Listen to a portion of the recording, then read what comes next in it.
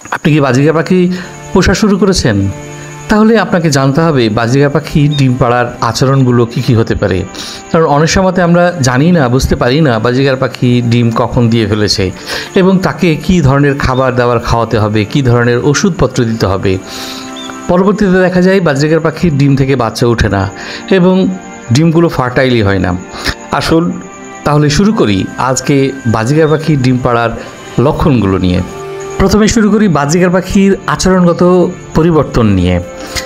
যদি দেখেন যে আপনার বাজিগার পাখি বেশি সময় ধরে বাক্সে কিংবা হাঁড়িতে যাতায়াত করতেছে, যেমন ধরুন স্ত্রী পাখি, সেটা ডিম পাড়ার আগে নেক্সটে বারবার ঢুকবে এবং বেরোতে থাকবে, তার আচরণটা হবে আক্রমণাত্মক, রক্ষণশীল, নিজেকে রক্ষা করার জন্য এবং নেস্টের আশেপাশে কাউকে ভিড়তে দিবে না। আপনি যদি দিয়ে তার হাঁড়িটাকে বা বক্সটাকে দেখতে যান তাহলে সে আগ্রাসী ভূমিকা পালন করবে। আপনি দেখবেন যে আশেপাশের যদি আপনি খড়কুটো কিংবা নরম কোনো জিনিস দিয়ে রাখছেন সেটা সে নেস্টে কিংবা হাঁড়িতে নিয়ে যাওয়ার চেষ্টা করবে। আর যদি হাঁড়িতে দিয়ে রাখেন তাহলে হাঁড়ির মধ্যে যদি কোনো ধরনের খাবার দাবারের কুড়া থাকে তাহলে দেখবেন যে হাঁড়িকে সে পরিষ্কার করতেছে। এবার আসি শারীরিক লক্ষণ। বাজিগার পাখি যখন ডিম দেবে তার পেটের নিচের অংশ অনেকটা ফোলা থাকবে। ডিম তৈরি হওয়ার কারণে পেটের নিচে যে হালকা ফোলা ভাব হয় সেটা আপনিও বুঝতে পারছেন। এই জন্য আপনাকে কোনো কিছুই করতে হবে না, তাকে কোনো ধরনের ডিস্টার্ব করতে হবে না। দেখবেন গতানুগতিক সময়ের চাইতে বাজিগার পাখির ওজনটা অনেক বেশি বৃদ্ধি মনে হচ্ছে এবং তাকে স্বাস্থ্যগতভাবে অনেকটা মোটা লাগছে। খাদ্যাভ্যাসের মধ্যে যদি আপনাকে বলা যায় যে বাজিগার পাখি ডিম পাড়ার সময়তে অনেক বেশি ক্যালসিয়াম সে খাওয়ার চেষ্টা করবে। যদি আপনি খাঁচাতে ক্যাটেল ফিশ বন বা ডিমের খোসা বা মিনারেল ব্লক রাখেন তাহলে দেখবেন যে এগুলা বেশি পরিমাণে খাচ্ছে। আর বেশি খাওয়া দাওয়ার পরেও আপনি দেখবেন যে পানি পান করার বিষয়টা মোটামুটিভাবে রয়েছে।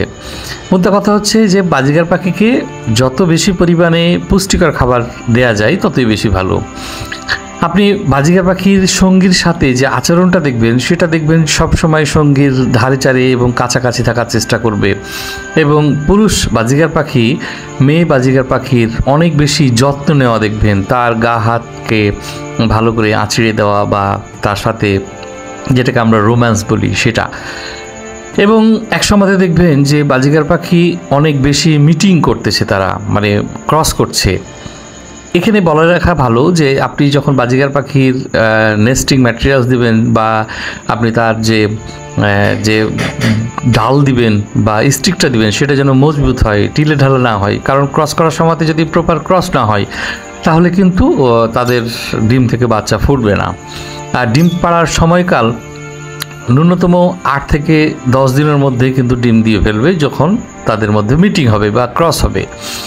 একটি ডিম প্রায় 48 ঘন্টা বিরতির পরে পরবর্তী ডিম পাড়ে। একটি স্ত্রী বাজিগার পাখি 4 থেকে 6টি পর্যন্ত ডিম পাড়তে পারে। অনেকেই ভাববেন যে ডিম পাড়ার মুহূর্তে আমি আসলে বাজিগারকে কি ধরনের ওষুধ বা সাপ্লিমেন্ট ব্যবহার করতে পারি। বাজিগার পাখি ডিম পাড়ার সময়তে কোনো ধরনের অ্যান্টিবায়োটিক মানে খাওয়াবেন না, আপনি সেটা থেকে একেবারে দূরে থাকবেন, কোষ দূরে। তবে ডিম পাড়ার সময়তে যে সমস্ত জিনিসগুলোর প্রয়োজন হয় যেমন ধরেন ক্যালসিয়াম সাপ্লিমেন্ট সেটা আপনি খাওয়াতে পারেন।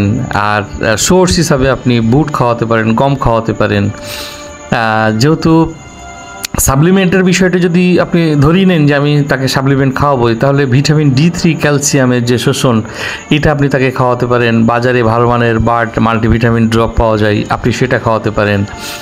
আর এর বাইরে তার মিনারেলের প্রয়োজন সেটা আপনি খাওয়াতে পারেন। তবে বাজিগার পাখি যখন ডিম পাড়ার সময় হয়ে যাবে তখন বেশি পরিমাণে সবজি শাক খাওয়াতে হবে, যেমন ধনেপাতা, কলমি শাক, পালং শাক, গাজর, ব্রোকলি এ ধরনের খাবার খাওয়াতে পারেন।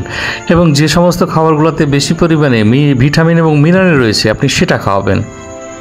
প্রোটিন কিন্তু ডিম পাড়ার জন্য এবং তাদের যে ক্রস করার যে শক্তি সেটার জন্য খুবই গুরুত্বপূর্ণ। এই জন্য আপনি তাদেরকে সেদ্ধ ডিম খাওয়াতে পারেন এবং অঙ্কুরিত আপনি স্পাউট যেটাকে বলি আমরা, গম কিন্তু বা ভুট্টার যে বীজটাকে ভিজিয়ে সেটা মানে গাছ বেরিয়ে যাওয়া সেটা অনেক বেশি ভালো কাজ করবে।